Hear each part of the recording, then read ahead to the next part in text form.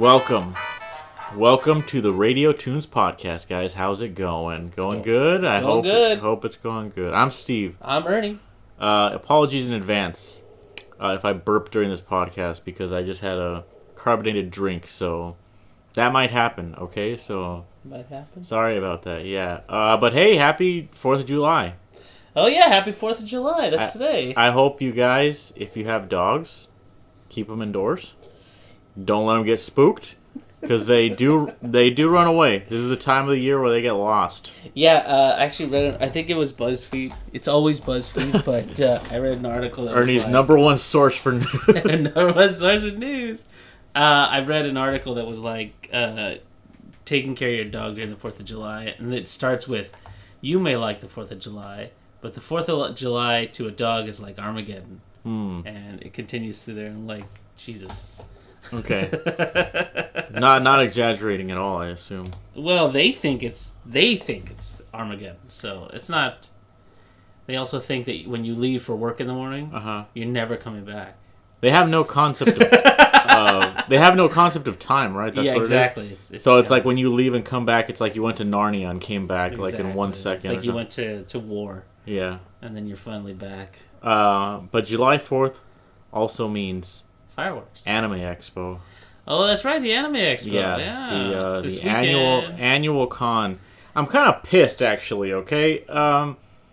First of all, because whose idea was it to have Anime Expo on July 4th every single year? Is that like so you weed out the true Japanese culture fans from the posers or what? I don't get it. I think to be honest, if you're a true weeb, you just don't even celebrate 4th of July. Is that what it is? Or? I mean, you want my honest answer? Yeah. I think that throughout the entire year, there's only a couple of empty slots for the LA Convention Center. Oh. And they're like, well, nobody wants to do July 4th because July 4th is when typically a lot of people take vacation. That's a good theory. I think that's true, they're just actually. like, you know how small it started? Yeah. It started really small, so they were probably just like, let them have it. Screw it. Just let them have this. You know what? It's true, too, because when it first started, it was like $20 for a one-day ticket. Yeah. The other reason I was pissed is because, like, now... Well, first of all, I waited too long, so it's kind of my fault. But I wanted to get a ticket today for Anime Expo, and it's like $90.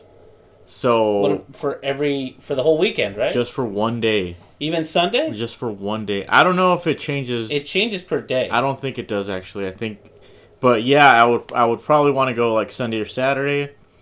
But I don't even know if I want to get a ticket now because I'm gonna spend $90. I'm gonna spend like $200 there. So, whatever. Everything there you can get online. Not really, dude. I go to Artist Alley and I go Artist Alley to see like certain artists that I like or that I follow. Okay. See, the last time we went, that's the only reason to go. I mean, like we got to meet Tyson. Tyson Hesse. Hesse. I don't know how to pronounce his last name. Hesse. Which was cool. It was cool. The only problem is like his wife Mariel, Kino Cakes. She was also had stuff there. She was there too. I bought his comics and all that good stuff. But like, I went to go shake his hand. And he's like, we're doing fist bumps. Yeah. And I was like... Well, yeah, because they don't want to get sick, dude. Yeah, I know. Bunch it just of nastiness. But we always go see Mega 64 as well there. I usually buy a shirt. And like, I don't know. It's a convention. I like going to conventions. It's always... Well, you might want to check what Sunday is. Because Sundays, you typically... Even on Comic-Con, if you buy a one-day ticket, Sunday's the cheapest day. We'll see. It's when they have all the kids stuff. Yeah, we'll see. And I mean, plus, we could always talk about it on podcasts, so... Yeah. Whatever. But yeah, that's, we'll see what happens. Did you hear that, Jim Carrey, your boy? Oh, he's my boy now? Yeah, your boy, Jim Carrey. Why? He's gonna be playing Robotnik in the live-action Sonic movie, apparently. I don't really... Because we had such a good run with him playing, like, the Riddler. You forgot about that one, didn't you? No, I didn't forget about it. I feel like that guy's brilliant as far as like being an entertainer. Sure. Like I told you that one day when I was watching Ace Ventura. I was like, imagine a movie, like being in a movie, and the camera is on you 99% of the time, and you're just acting like a jackass. Like that's a skill, right? Like a skill? As to some extent, like this guy. This guy entertained millions. All right. Just being. I'm gonna flip it to the other side, Steve. Okay. All right. Me and the wife saw that Jackass was on the Jackass was on the old Netflix because they have 1, 1.5, 2, 2.5, and 3 and 3.5. Okay. Whatever that means. It means that like all the stuff they cut out of the movies. It's like Kingdom Hearts. What is this? Oh, jeez. No, essentially the movie is like almost 2 hours long, and everything they cut out of it. Oh, they go back and they present those sketches, but they have little like they have the cast in chairs. Okay. And they're like, yeah, this was an idea I came up with, but it ended up not making the cut because of this. Because it was like a better sketch. I'm curious as to how insightful they could be. Their skill is to be on camera and be jackasses. I had an idea to put a car in a condom and stick it up my ass, so here it goes, and that's it. Like, I don't... They're being jackasses on camera. Well, yeah, to some extent it does take some skill. Skill or just force of will? Because they're not like acting. The only one of them. I don't know. You could answer that because you like it. I've never liked Jackass. It's just never. And I don't say that with like a very like, oh, like I'm better than that kind of vibe. It's just that when I watch Jackass, I don't laugh. And see, okay, here's what I'll say. I love Jackass in a very juvenile way, obviously. Right. And every generation has their version of Jackass. The generation before mine had like Tom Green. And it's like the same. They came like, a couple. Well, yeah, but here's the thing. Not too far apart. The reason I say that is because I discovered Tom Green when he was already coming out the door, right? And I thought it was hilarious. Everybody's like, "That guy's an idiot." We used to watch him on MTV. We didn't have cable, so we got all this stuff like secondhand. I remember somebody sent us a tape or like gave us a tape of like his best sketches. Yeah, you know what? Actually, well, because that was like cable TV, right? We didn't have cable. Yeah, MTV. Yeah. I was gonna say I would laugh at Tom Green because you would constantly, or I should say, I'm sure I put it on sometimes too. Like we just constantly put on that same tape, and we would like quote that tape all the time. Exactly. Like, but see, we got it on tape after the fact, after he was famous. Yeah, when it was in the bargain bin. Exactly. So we were like, by the time we got to it, was like their generation of stuff, and then Jackass was kind of already starting. Okay. So it was like, so this is kind of like that. Okay, but what's your point? This generation's Jackass is No, what? I'm just saying, like, everybody has their version of it. So, like, the previous generation, like, people who are a little older than I am, they're like, oh, but Tom Green was doing that stuff before Jackass. And I'm sure if you talk to anybody that's in their 20s right now, they have their version of Jackass in something else. Like, I get it. Everybody has their weird... a lot of people compare, like, Meg 64. Okay, that's a perfect example, yeah. Except, I don't know. Except I don't think they're that... There's a part of Jackass that's at an extreme, and that's what they do. Like that's what I mean. The people who do that extreme part of it, is what I mean. Because Mega 64 is funny, and they peak really. They're in this kind of niche market where it's like video games, retro stuff, and that's kind of what they focus on. Well, I wasn't. And it's not even so much that to me. I mean, yeah, that's initially why I was interested, but.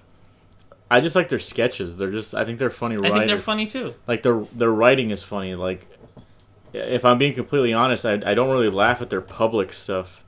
Like when they go out into public, like the last one I saw was Rocco as Mario throwing his hat, and I remember just thinking like, "This is dumb." I just remember thinking like, "Man, Rocco's almost like 40, isn't he?" Like,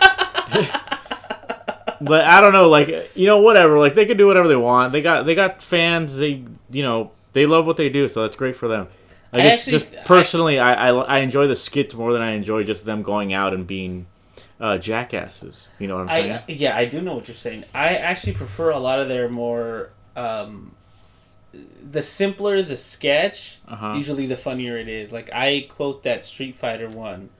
Well, that's, yeah, that one's That's great. One of the funnier ones. The pizza one? The Pizza Hut one? The Pizza Connect. Oh my gosh. I talk about that. And then there's one where currently that always makes me laugh, and it's the Mitomo one. Okay. Where he's just running around his neighborhood trying to stop people from seeing his Mitomo response. And it's literally just shot around the house. Yeah. On the street, and then he smashes some cell phones, and that's the whole thing. Yeah. But just kind of brilliant in that it's just real simple. Yeah. You know? They've actually said that a lot of their videos are like that. They'll forget that they even made this video or something. Like, that's how fast it was made. Mm-hmm. And then they'll just say, like, oh, yeah, we were on the top of Reddit and we didn't even know what the fuck we did. And then it's like, oh, yeah, that video we put up, like, last night, like, at 12. So it's pretty funny. Like, they do a lot of commercials. Uh-huh. They did one for a game called Rusty Hearts. I think their sponsor stuff is some of their best stuff, actually. Rusty Hearts was very fun. Yeah. And if you see the behind the scenes, you see how much like effort they put into it. They actually had a stunt guy do a lot of Derek's stuff. Right. But the stunt guy kind of looks like Derek. Yeah. And then their Metal Gear Rising one. I like that one, too. That's the one where Sean dress up's... yeah. Okay. And then there's one more where the Mega 64 gang got put into Scribblenauts 2. Uh-huh. Oh, that's right, yeah. And that one is hilarious just because there's, like, certain versions of Rocco, right? Yeah. The Rocco that's a total jackass for some reason is very funny to me. Oh, yeah. Because he does that thing where, like, one of the guys is playing the DS and he goes, oh, there's some dust on your 3DS, and just smacks it out of his hand and just drops it. He's being that guy that, like, everybody hated, like, in high school. Yeah, I get it. Exactly. But for some reason, that makes me laugh super, super hard. Yeah, so, is that it? Next topic? Is that what you're going to do? Wow, that's a just jarring transition to that. Oh, I didn't know when you were... We could go on about Mega 64 for days. Did they already have their game days? November. Always November. We should go this year. It's a free trip to Disneyland. It's not a free trip. You still got to pay for the ticket. I don't know. Whatever. Don't even... Why you put me on the spot like this, huh? Now if they hear about it. Yeah. I was going to say that Summer Games Done Quick happened this week as well. Oh, that's right. Yeah. I don't know if it's still going on. I don't think it is. No, they did the final day on Sunday. And actually, I forget what the charity was, but they raised over $2 million, which is, like, insane. Considering all they're doing is, like, playing games on a 24-hour cycle. Mm-hmm. I mean, big kudos to all the volunteers and everything that helped out because, dude, I saw some videos and some people are playing at like 2 a.m. Speedrunning something at 2 a.m. Crowds absolutely you know how they have the camera set up so you can see the crowd. That must be chill, dude. Just to like have a gigantic projector, like showing what you're doing, and there's like 2 or 3 people like interested in whatever you're running. Like that sounds cool to me. There were some that were doing like 3 a.m. runs and stuff, and it's like people are still up and still donating because it's around the world. Mm-hmm. So even though there's nobody in the crowd, because you'll see the player and you'll see the couch commentary, but then there'll be nobody in the background. Yeah. But they're still going, and that's very commendable. I tuned in for Cuphead, and I think Cuphead was one of the most hyped games because that guy had the biggest crowd I've ever fucking seen, and the time slot was 7. I think it was 7 o'clock, like right when I got home from work. Oh, that is. I was like fucking prime time, dude. You're like ready. Yeah, they were. I was like, I just got home from work. I'm ready to fucking just be a piece of shit and lay here, just lay here and do nothing and watch this game. And it was the Mexican runner. He ran the game. He did an amazing job. It's always cool because GDQ is one of those things where like you're like, oh, I know everything about this game, and they start running the game, and immediately you're like, oh, I didn't know that.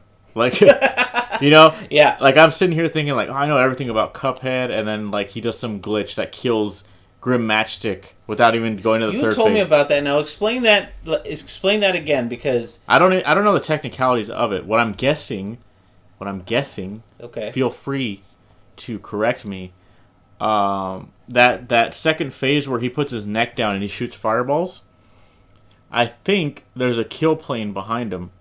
Because there's certain bosses or certain enemies that if you jump past a certain point, they just die. So, for example, in the first run and gun level, the treetop one, there's like this weird buzzard thing at the end of the level. Right. If you jump over him, he just dies. What? So if you go past a certain point, he'll just die. Or, you know that level where you're going upside down, like Gunstar Heroes? Yes. There's a thing that shoots like cars out of its mouth. If you go through its mouth, it kills it automatically. So there's like in my head, I'm thinking, oh, they must have just had that trigger on him, and it just happens when you're behind him. I'm not sure though. That's interesting. But then also for the genie, the genie or whatever the fuck his name is, there's a part where he turns into like those pillars. Right. He's still on screen apparently, and they know where to shoot to hit him off screen.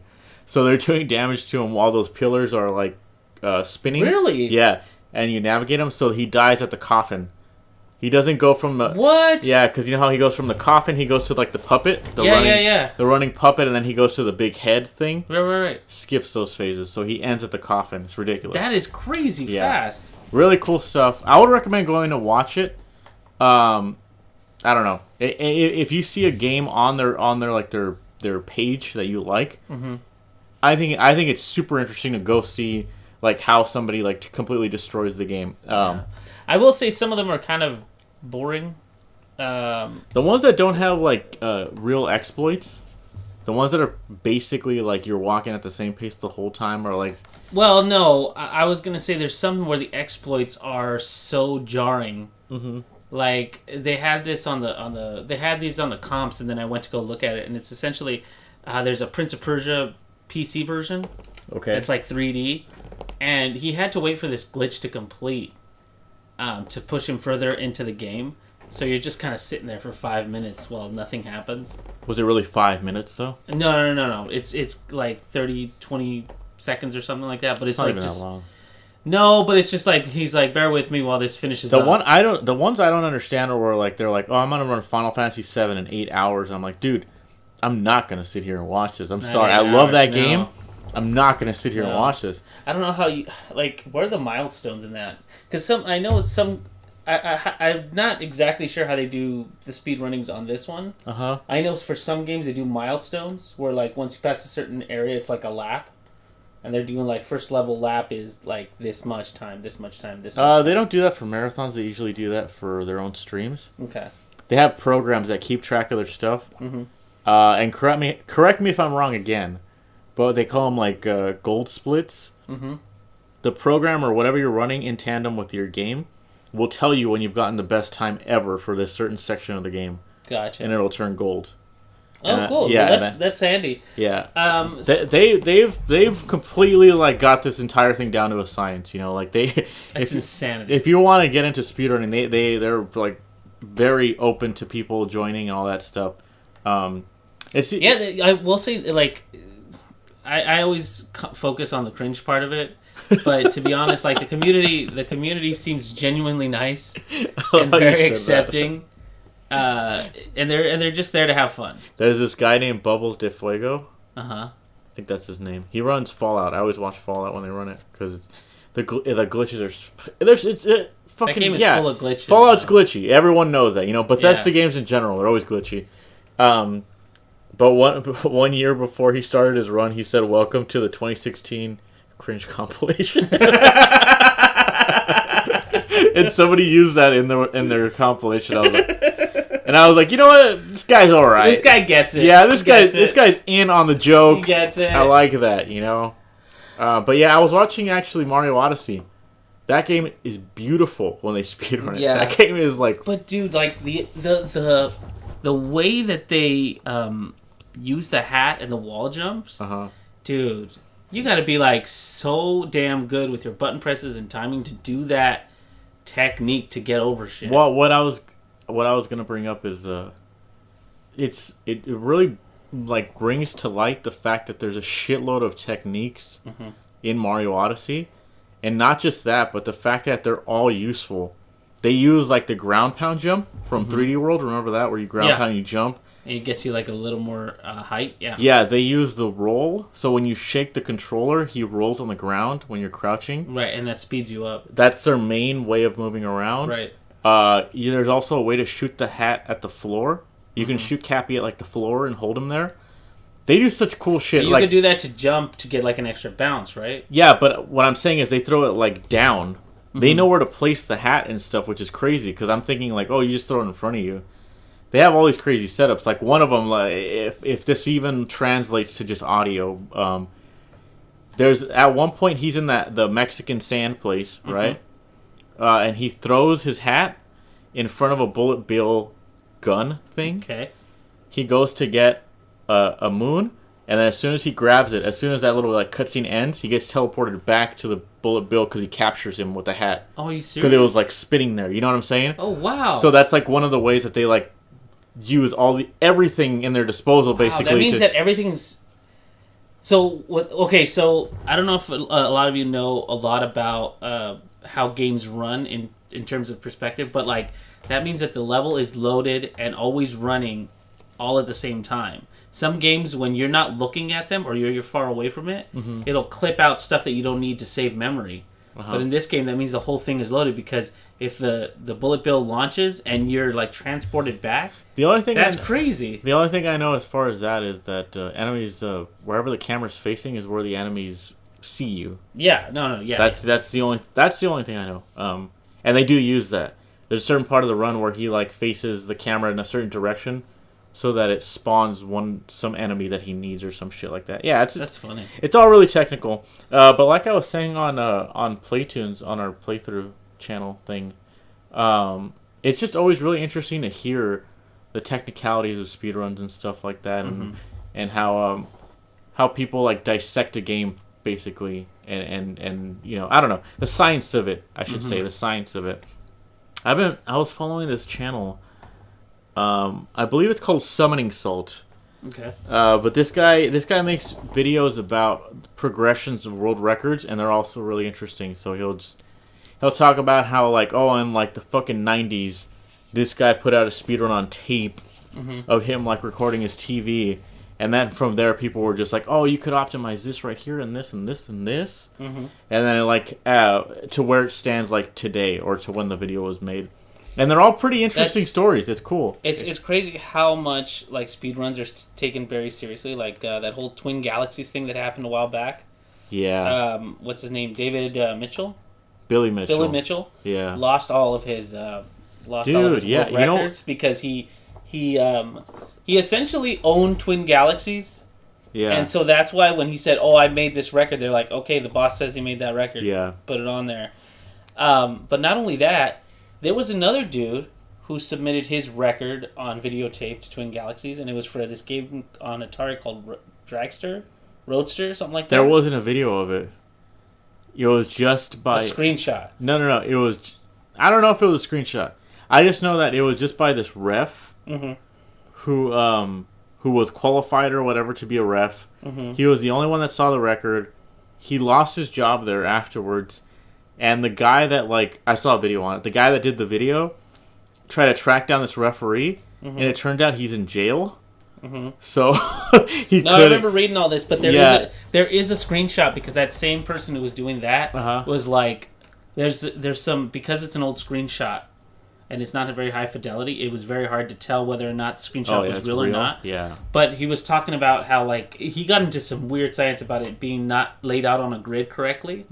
The part where the record is held. Yeah. But I was like, that's how seriously people take these things. Like he was willing to do this fraud and then hold it up to the light and be like, "No, dude, I got this." And then they were going through the code of the game and they're like, "It's not possible to get this score." Yeah, one of the was it a developer, or was it just guys that got into the game code? They said it was that, because a lot of people, it's a hobby of some people to code games for Atari. Yeah. So there's the software for that is available to code a game, but they were like in the code of the game and they had this matrix of all the different outcomes, and they're like, that isn't possible. Yeah. It's like, well, I did it, and then they were.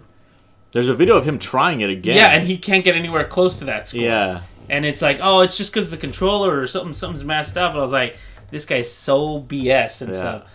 But the same thing happened to Billy Mitchell, because like his last score was like for Donkey Kong. He was like, oh, here's a video of me proving that I did it. Yeah. And the video is very choppy. It's like it doesn't show. It's so like grainy that people are like, that's not even the right board that he's putting into the machine to make it something. Yeah, there was a Donkey Kong Jr. And that's the thing, like, and then, it's funny because me and Steven were working at G4 when King of Kong came out. Yeah. And so at the time, the guy his name was Steve Wiebe. Steve Wiebe. Yeah. Was trying to break his record. And what's funny is, ironically, in the documentary that I think you watched the same one I did, they were like, yeah, you were technically the record holder from this time to this time, because when you submitted that record, you were, like, his record was invalid. Yeah. So you held the record for this amount of time. And he was like, awesome. Yeah. That's an interesting movie, too. I remember it shows that he has, like, a cabinet at home that he, like, draws on the screen and shit with, like, expo markers and stuff like that. It's pretty cool. He's a really cool dude, and, like, we got to meet him briefly when he was doing his run at King Kong. Just a regular dude. Oh, yeah. You know what I mean? Like, all these guys are just regular dudes.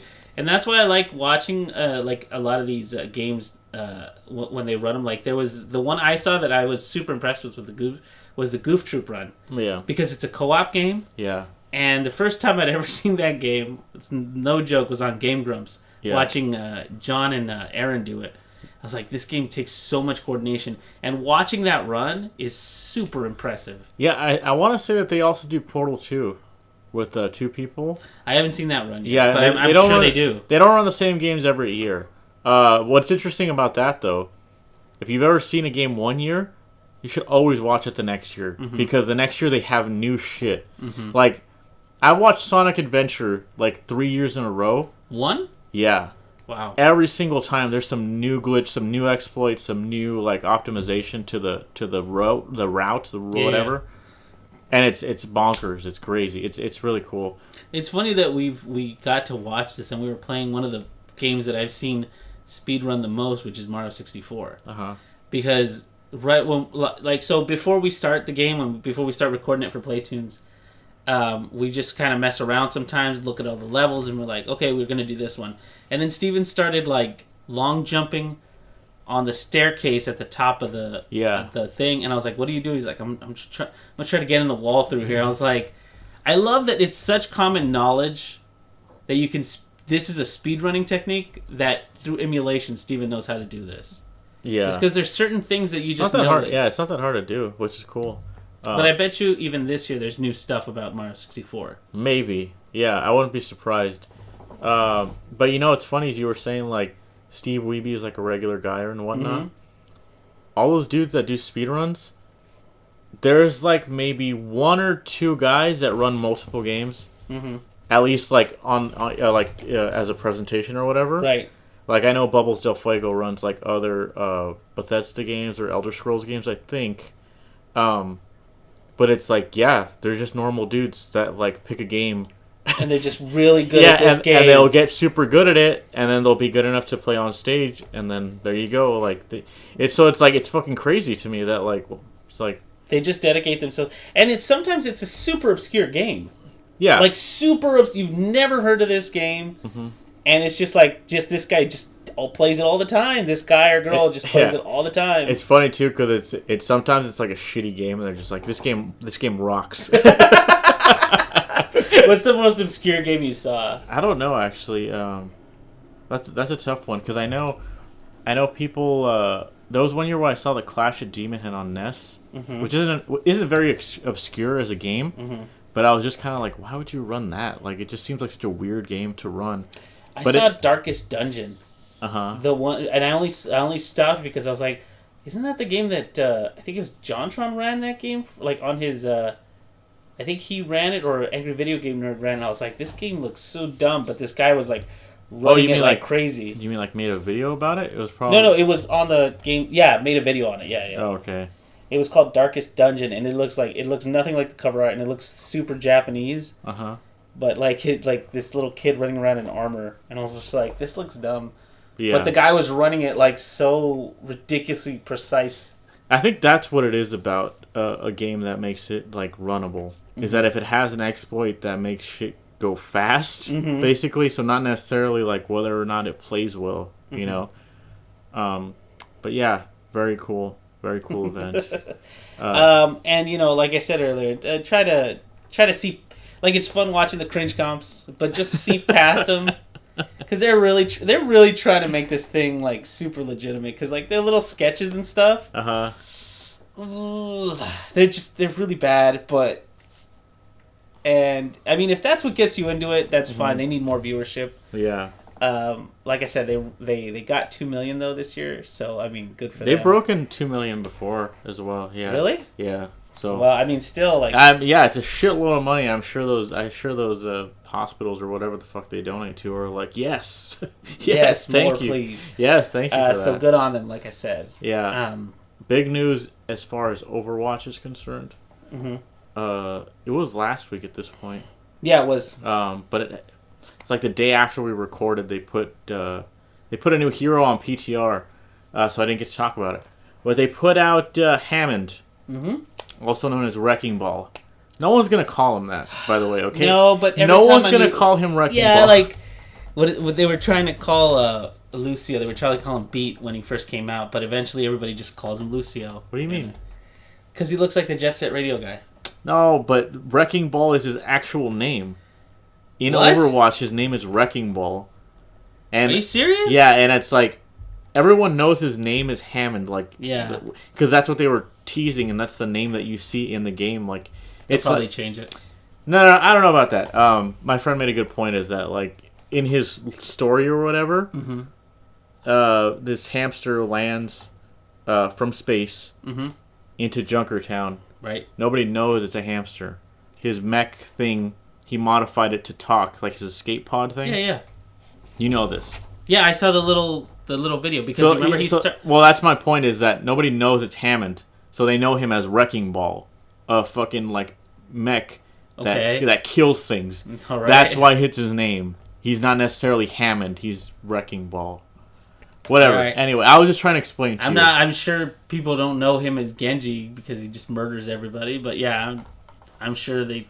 Do you understand what I'm saying? I understand what you're saying. He wears the facade of Wrecking Ball, the fighting android or whatever. Yeah, like Junkrat's name is not Junkrat. It's Mako Fox, I believe, or something like that. Or I believe Roadhog's name is Mako or something. Oh, Jameson Fox is Junkrat. Okay. And Roadhog is Mako something. So that's not their names. That's just their.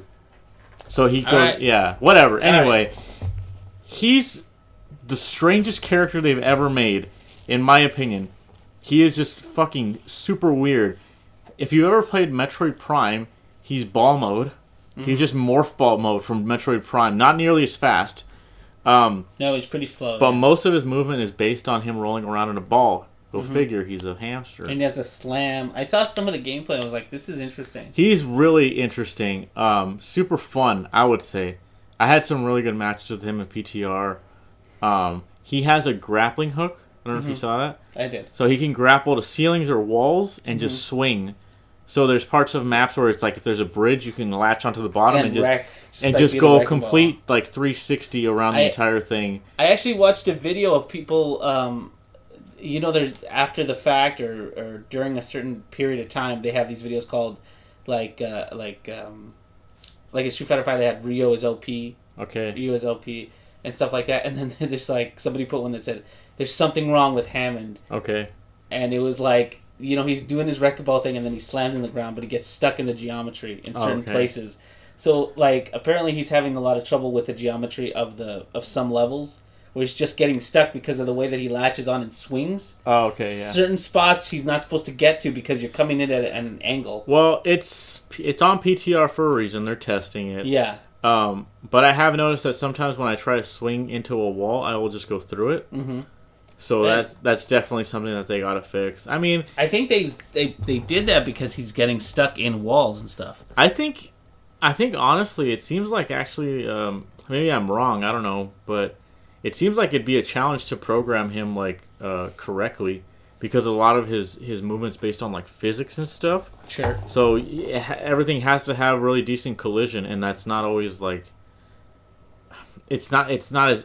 I think it's not as easy when you have a bunch of things like lag or anything like that. You know what I'm saying? Like, that's what it feels like to me. Because even Brigitte or Reinhardt, like when they're holding up their shield, sometimes you'll just get shot, even though you have your shield up because of lag.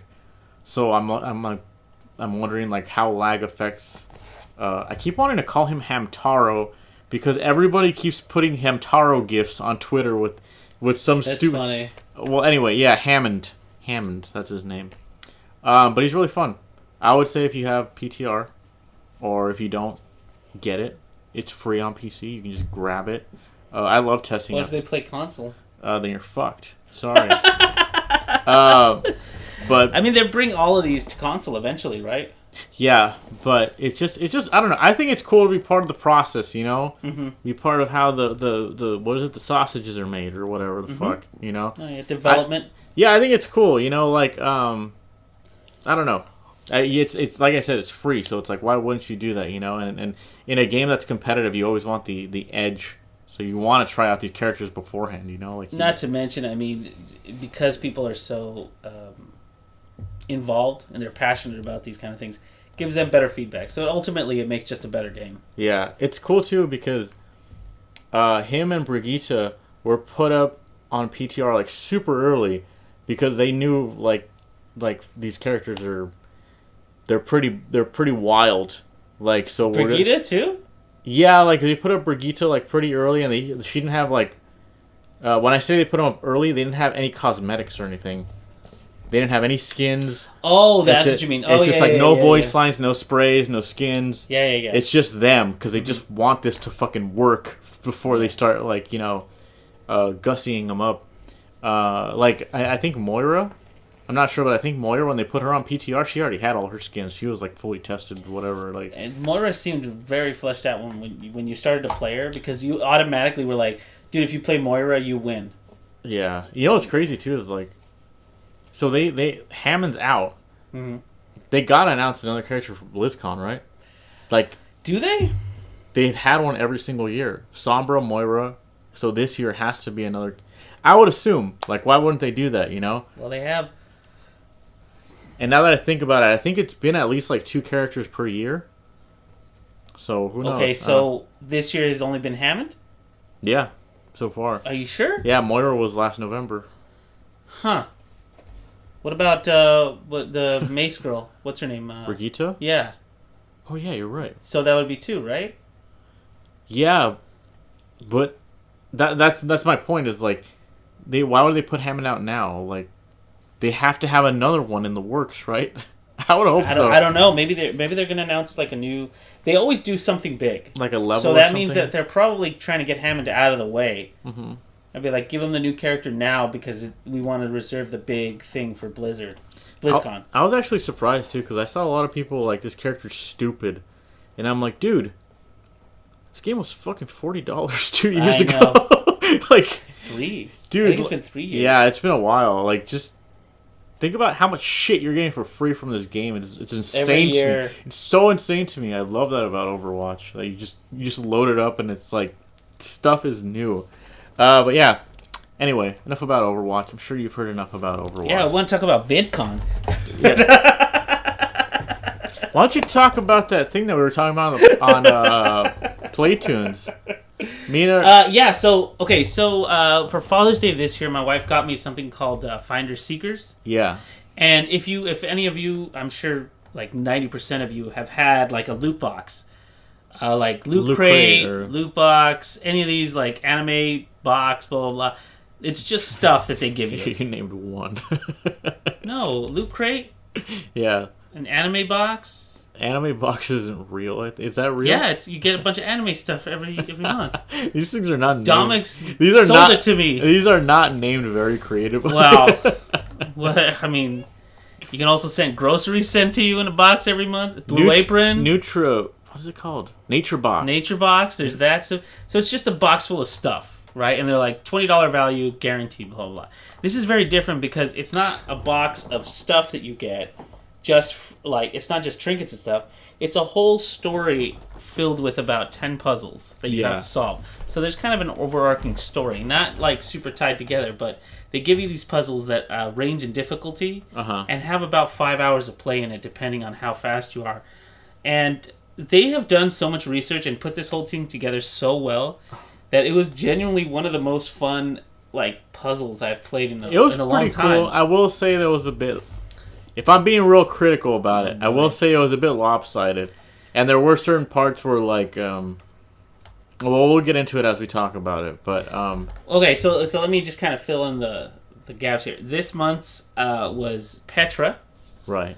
And is dealing with like this ancient city, a real ancient city. So they had a lot of like history in it and all that stuff. And a lot of the I think that's kind of what they try to do too. Is they cement it in real world stuff. Well, what I was gonna say is like they throw in like trivia and stuff. Yeah. So it's also a little bit educational. It's not just like, you know. Well, it's not so much educational as much as it gives you these facts so that you know where you are. Okay. And it really cements you in this kind of place. So in the box, I got a bunch of papers for the different puzzles, but I also got like this handmade soap, and I got some incense sticks. And the first like scenario, like, so this whole thing is played online. So you go to the addresses that they give you for each puzzle, and then it'll tell you what. If you have the piece of paper in front of you, it'll tell you to go to that page, or the web page. The web page will have the puzzle on there. The first one had this little paragraph where it was like, you walk into the marketplace and blah blah blah, and then it says this shopkeeper hands you this soap with a note that says only the clean will proceed. And so I was like, oh cool, and so I go wash my hands with it.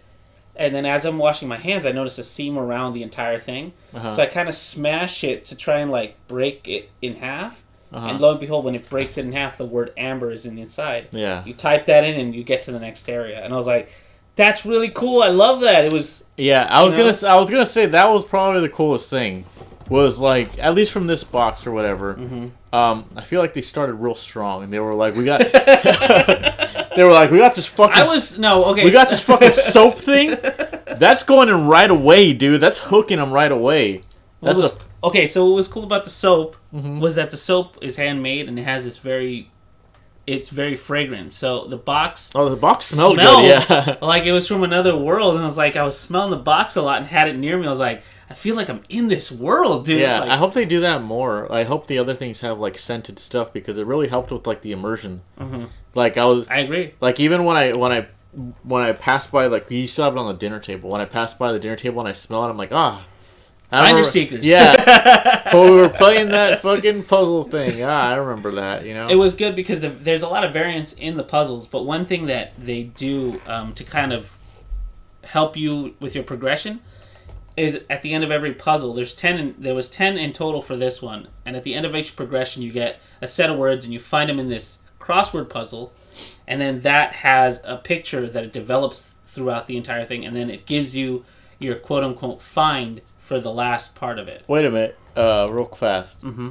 They said that you can't buy past boxes, right? You cannot buy past boxes because it's a small company. So there's no way that this puzzle that we just did. There's no way anybody who's just hearing about it could play it. No. So we could spoil. So we could spoil it. Well, yeah, that's correct because it only goes to the end of the month. Okay. So every month has its own box. So I'm gonna spoil it. Okay. Okay. Here we go. The crossword puzzle eventually wrote out like a word or something, right? Letters. Yeah, it made letters and you had to unscramble them. Like you found the words. Picture you circling words. Right. And as you're circling those words, they make giant letters. Right. Okay. Ernie found a word twice on there. Yeah, I did. So I think it was just kind of an oversight. Maybe it happened and they weren't expecting that. Right. Well, because the word that I found was easy to jumble a bunch of words and come up with that word. Yeah, I guess so.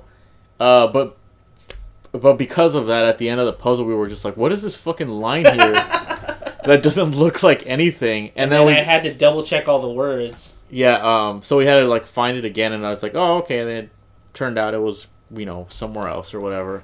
But like you said, I guess it's a small company, so, Yeah, and what's great about that is that there's a form of exclusivity with it, right? So tying it back to Overwatch, what was cool about Overwatch is when you played each event, you could get costumes, and once that event was over, you couldn't get that costume anymore. Sure. You know what I mean? So there's a bit of like, you missed the experience, because I saw, when I got my box, I was like, I wonder what last month was, and I looked at their Facebook group, and the last one was Las Vegas, and it was some sort of murder mystery with a bunch of gangsters.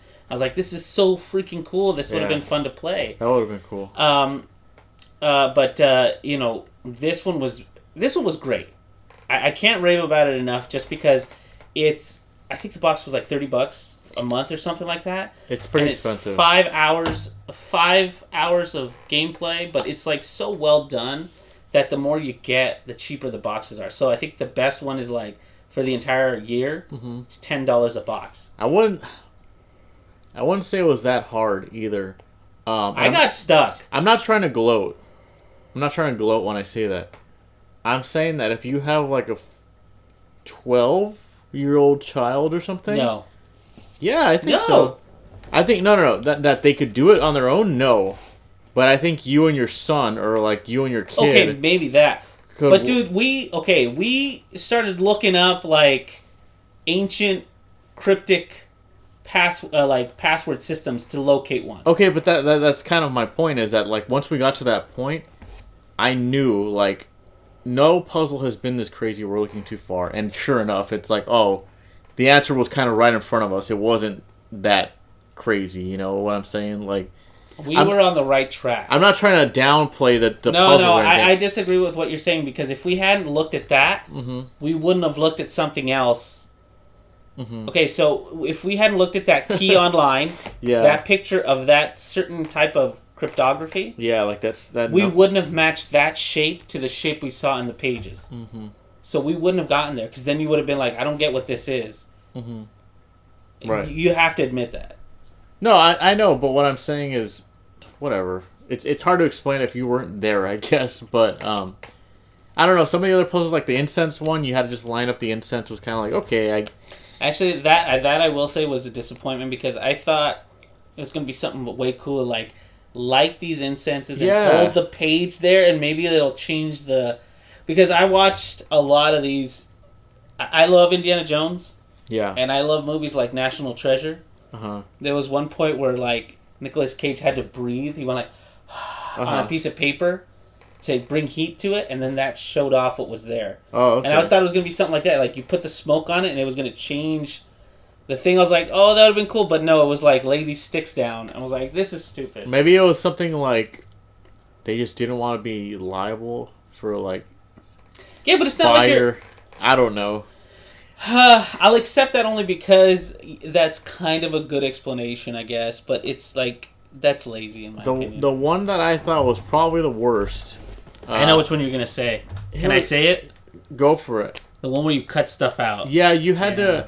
It was like a mosaic, or what are those called? Yeah, you got it. Mosaic. So it was just like a series of tiles. And you had like these segments of tiles that you had to cut out yourself with scissors. Like a baby. Yeah. Keep saying it. Keep saying that. I kept the whole time we were cutting. I said, "This is baby shit." The whole time. And us. I gotta say this right now. We as artists who have Photoshop at our disposal, for some reason didn't think, why don't we just take a picture of this, literally cut everything out. We use Photoshop a lot, dude. Yeah, but not this one. We could have cut these pieces out in 2 seconds with the way we know how to use Photoshop and put it all together in a computer, and we wouldn't have had to cut out anything. Yeah, I was gonna say, I don't know if it is available. Maybe it is.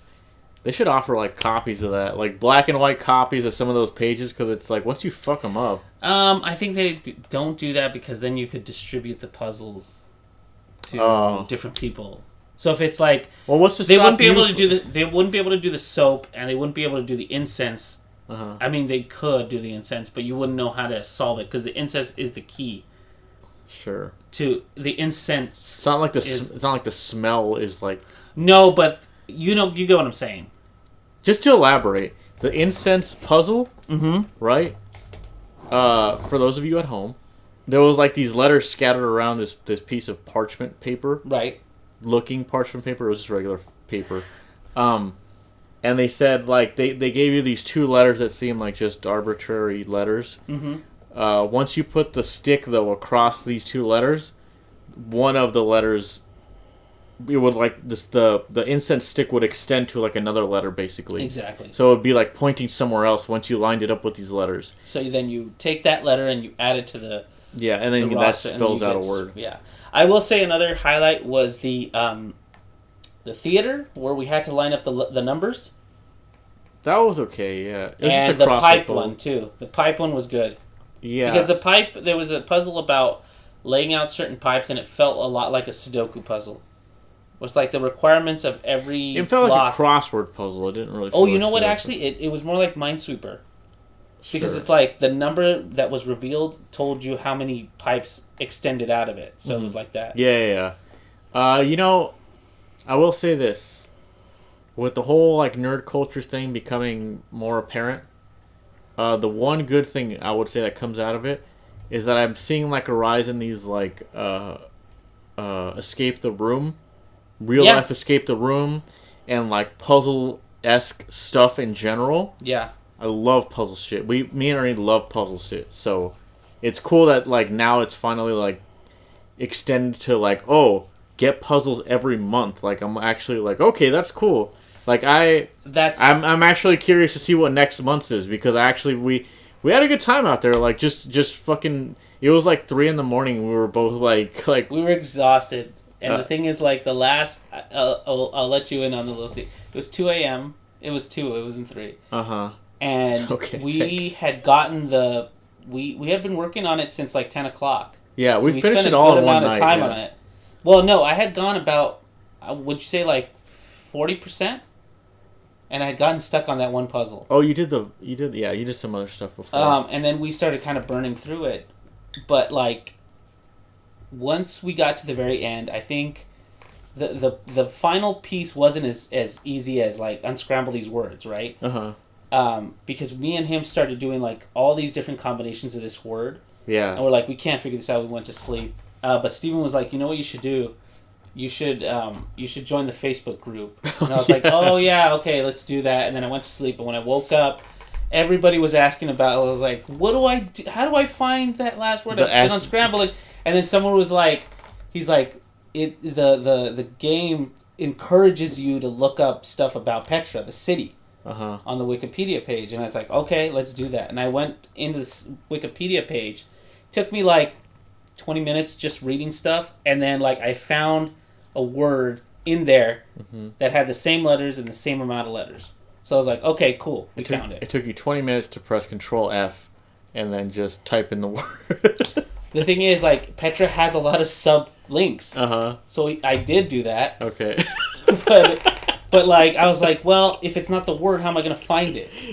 You know what I mean? Like, if you're looking up the word, like, friend, you type in friend, and it'll find it. But if you don't know what the word is unscrambled, you kind of just have to visually look through everything. Yeah, I get it. But anyway, so much fun. If you haven't, if you want to try, I would totally, they did not pay for a sponsorship. Oh, there's no like link to it or anything like that in the comments. That would be badass if they did. Though, would like if anybody knows anybody at Finders Seekers, if you want to be sponsored by us, you want to just hand me a box, we'll do it. We'll do a fucking playthrough of that box, dude. It was exciting. It actually made me want to go try and do one of those like escape the room things, because I know those are big right now. So it would be interesting. The only thing is I feel like I would urinate my pants. Why? Because it seems scary to do that in real life, you know. There are different versions of it. There's actually Conan did one with the one that Conan did sound really fucking hard. Yeah, because it was a 1920s detective agency one, and it had like a real life actor in there with them. Yeah, and Jordan Schlansky, the guy that was with them, even he couldn't figure stuff out, and that guy's like a genius. So I was like, dude, I wouldn't call him a genius, but I would say he's a smart individual. He's pretty fucking smart, dude. He's smart he just has a lot of knowledge. I wouldn't say that he's smart. Okay. Or like genius. But well, I mean, anyway, but it was really fun. Like, there's other ones that are like Saw, where it's like, if you don't solve this, we're gonna kill you, and like there's a biohazard, and you have to solve these puzzles, and blah blah blah. I would probably pick something closer to like the one Conan did. Yeah. I mean, I don't know. It depends. Stuff with a theme is always stronger for me, because the theme lends itself to a lot of different solutions. Yeah, I would be interested in seeing what kind of themes they have. The only crappy thing is, like, you need a group to do it. Yeah? I think you need, like, at least 4 people for an escape room. Oh, that sucks. I want to just go on by myself. You know what? You should look it up. We'll do like, if you find one by yourself, I'll just be in there with the camera and just film you the whole time. Let's do a vlog. Do a little vlog, Puzzle Toons. Although, you know what sucks is I don't think they let you do that. Why? Because then you solve the puzzle, and then like people can look up the puzzle and spoil it. Why would they do that? If you love puzzles, why are you looking up the answers? It's dumb. It makes no sense. But anyway, a lot of fun. Finderseekers.com. Go check them out. Their box comes to your house and gives you a couple hours of playtime. It's really cool. And if it's somebody's birthday, it's a great gift to just do a one-off if you know they love puzzles. Yeah, I was gonna say I'm not sure, but it sounded like it was just a one-time thing. It wasn't like a mail-in. Well, because it sounded expensive, so I was like, did it really? Well, I think one box is like $30, right? Just one, but the more you get, the cheaper it gets. Oh, okay. So it's like if you get a year subscription, it comes out to like $10 a box or something. Oh, I see what you're saying. So it gets cheaper the more you get it. Okay. Yeah. So I mean, if you know you love puzzles, 3 months, good amount. Mm-hmm. I think it breaks down to a nice price. That'll be badass if they had like a Sherlock themed one. That would be awesome. By the way, something Steven didn't even know, or I guess you did know, but you didn't know the context. Every box has a clue to the next box. Oh, really? So that word that we found is the next box, probably. Which word that we found? We've I guess nobody's gonna place. There's a one that says Athena. Athena. Athens. Athens, yeah. So it's Greece. Greece is the next one. Oh, really? Greece is the next box. That's cool. So it's probably going to be a bunch of, Roman gods and all that stuff. So okay. Very Xena warrior princess and Hercules. Yeah, definitely. Xena and... I'm sure that's what people think You're going to have Kevin Sorbo's picture right on the front of the box. But yeah, it's going to be very cool. So I can't wait for the next one. I can't either, I guess. Because, why not? Sounds fun. You did buy another one, right? I'll have to double check, but I might actually buy a bunch now. Yeah. Is there anything else? Final thoughts, good. Ernie. What are your final thoughts? If you can, support Finder Seekers because that was really fun. Good job to the Games Done Quick people. Yeah. Raising all that money. Keep going. Support the troops. Okay. Sure. And then I can't remember what else we did this week, but what do you think about Jim Carrey as Robotnik? Huh? That's I don't know about that. I don't know who's writing it. Jim Carrey does pretty good job. Like he does a pretty good job with what he's handed, but there's things like the Cable Guy that it's just like weird, and then stuff like the Majestic. It's not that it was bad, it was written badly. I better see a documentary in the vein of Jim and Andy. Jim and Robotnik. Oh yeah, I saw that too. That was weird. It's going to be Jim and Robotnik, and it's going to be his story about how he really got into character, and he got that phone call, and he was like, they're like, you're going to be a Robotnik, dude. He's like, dude, I got to play all the Sonics. Yeah, and as he was looking out into the sea, that's when Jim Carrey died and Robotnik was born. He went to Steve Urkel's house, Jaleel White, and he was like, and knocked on his door. And he's like, when you were fighting Robotnik as Sonic the Hedgehog, what did you feel? No, How did he make you feel? He just started bullying him for no reason. And Jaleel White was like, hey man, what's going on here? And then in the documentary they say he's in character. You just you can't snap him out of it. This joke has gone too far. It's gone really far. I can hear the crickets. Anyways, right. Yeah, that does it for this week, guys. See you next week, guys.